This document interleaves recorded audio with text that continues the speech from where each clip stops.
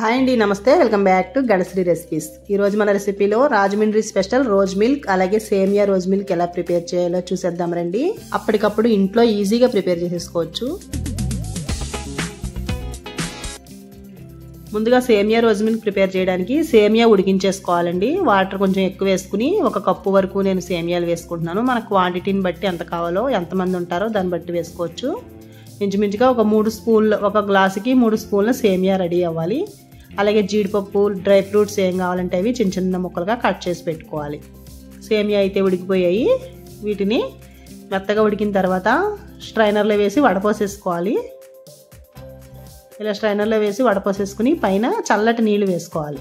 కొంచెం cold water వేసామంటే ఇవి పొడి పొడిలాడుతూ ఒకదానికొకటి అంటుకోకుండా చాలా బాగుంటాయి. ఇలా తయారు చేసుకోవాలి.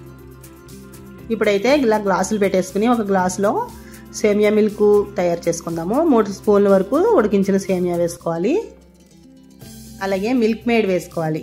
ఎందుకంటే ఇందులో కోవా వేస్తారు. కోవా తయారు చేసుకోవాలంటే టైం పడుతుంది.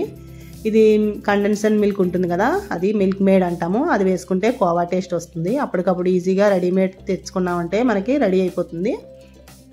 ఇది ఒక 2 స్పూన్ల వరకు వేసుకోవాలి. ఇదైతే అచ్చు కోవా టేస్ట్లోనే ఉంటుంది. తర్వాత రోజ్ సిరప్ వేసుకోవాలి. Rajahmundry special rose milk syrup ఉంది కదా, అది వేసుకోవాలి. చాలా మంది కొనుక్కొని ఇంటికి పట్టుకెళ్తూ ఉంటారు. ఎప్పుడు కావాలంటే అప్పుడు పిల్లలు అడిగినా, ఎవరైనా గెస్ట్లు వచ్చినా ఈజీగా రోజ్ మిల్క్ ప్రిపేర్ చేసుకోవచ్చు. చాలా టేస్టీగా ఉంటుంది.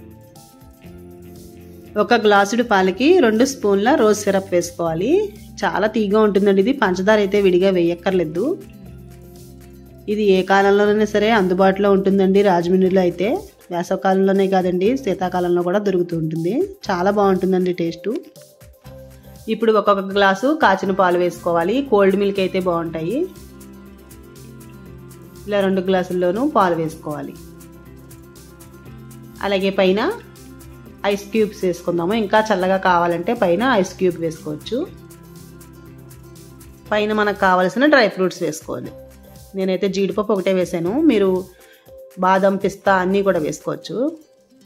మీరు ఎప్పుడైనా రాజమండ్రి వస్తే మాత్రం రోజ్ మిల్క్ తప్పకుండా రుచి చూసి వెళ్ళండి. చాలా బాగుంటుంది.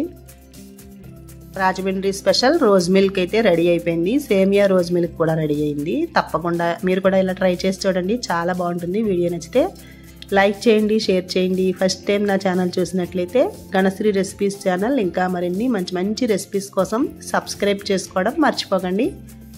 Thank you for watching.